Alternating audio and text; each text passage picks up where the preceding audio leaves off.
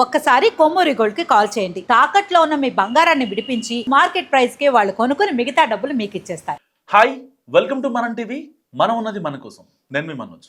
Nokia 1100 ఇది 90s 80s కిడ్స్కి పరిచయం అక్కర్లేని ఫోన్. అప్పట్లో 2003లో ఎప్పుడైతే నోకియా 1100 ఈ సిరీస్ని రిలీజ్ చేసిందో మొబైల్ కాల్స్కి కావచ్చు, మెసేజ్లు పెట్టుకోవడానికి కావచ్చు, చాలా అనుకువగా ఉండేది ఈ కీప్యాడ్ ఫోన్. సో దాని తర్వాత డిజిటల్ విప్లవం రావడం, స్మార్ట్ ఫోన్స్ రావడం, ఇదంతా చకచకా జరిగిపోయినప్పటికీ ఇప్పటికీ నోకియా 1100 ఏదన్నా పాత ఫోన్ ఎవరి దగ్గర అన్నా చూస్తే వాళ్ళ జ్ఞాపకాలు గుర్తించుకుంటూ ఉంటారు. సో దానికోసం నోకియా కంపెనీ ఇప్పుడు పర్టికులర్గా కీప్యాడ్ ఫోన్నే మళ్ళీ డెవలప్ చేయాలని చూస్తుంది.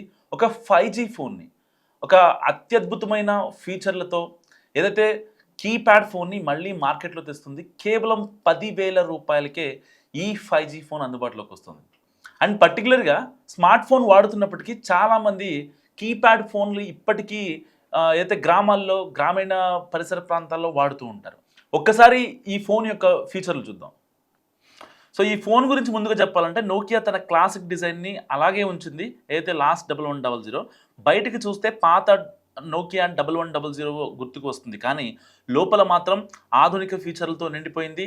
మజ్బూత్ బాడీ, పాతకాలపు మజా ఉన్న కీబోర్డ్ లుక్, కానీ 5G చిప్సెట్తో కూడిన ప్రాసెసర్, పెద్ద డిస్ప్లే, అధునాతన బ్యాటరీ బ్యాకప్ వంటి కొత్త సాంకేతికలను కలిపి దీనిని ప్రత్యేకంగా తయారు చేస్తున్నారు. పాత నోకియా 1100 అంటే అన్నదమ్ముల్లా పనిచేసే ఫోన్ అనేవారు. ఎందుకంటే రెండు చేతులు అక్కడ కలుసుకుంటాయి కాబట్టి అన్నదమ్ముల్లాగా వర్ణించుకునే వాళ్ళు. వర్షంలోనూ దుమ్ములోనూ కింద పడిన పాడవనేది. సో అదే లెగసీని కొనసాగిస్తూ నోకియా ఇప్పుడు ఈ కొత్త 1100లో స్ట్రాంగ్ బిల్డ్ క్వాలిటీని ఉంచింది. పైగా 5G నెట్వర్క్ సపోర్ట్ ఉండడంతో ఇంటర్నెట్ వేగం మెరుపులా ఉంటుంది. Social media, streaming, video calls అన్నీ స్మూత్గా పనిచేస్తాయి.